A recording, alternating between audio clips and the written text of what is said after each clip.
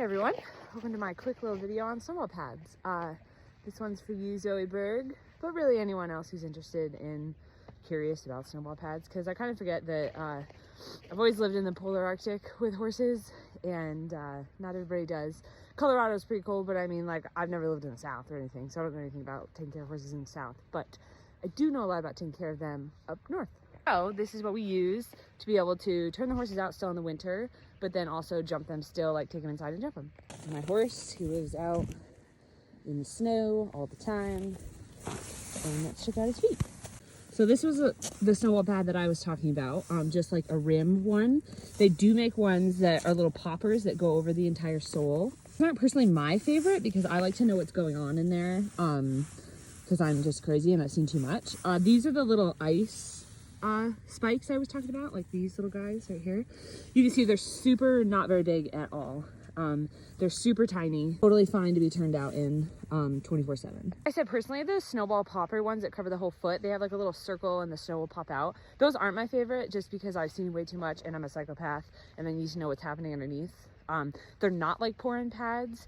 They literally just go over the sole. So I know a lot of people they work for, but just not for me. Grew up in upstate New York, and then I moved out here to Montana about 15 years ago. So all I've done is live in places where it's cold.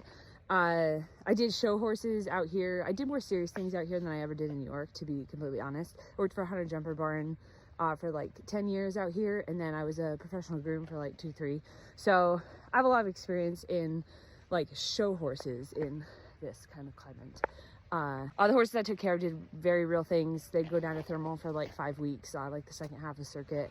The Oaks, the gal that I professionally groomed for is a Grand Prix rider. So very real things, but traveling from up here in Montana. Fun facts about snowball pads, they cost a little bit more. So in the winter, my shoes cost like, I think it's like $20 to $40-ish more a set.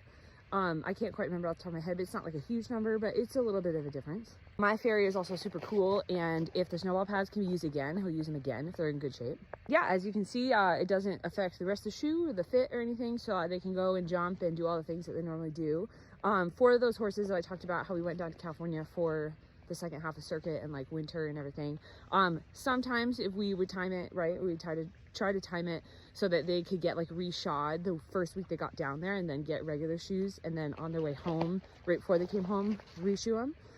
Or if the timing's not quite right, if you did it like the week before you left, you just have to be careful at turnout at that point, because regular shoes on this stuff is just super slick.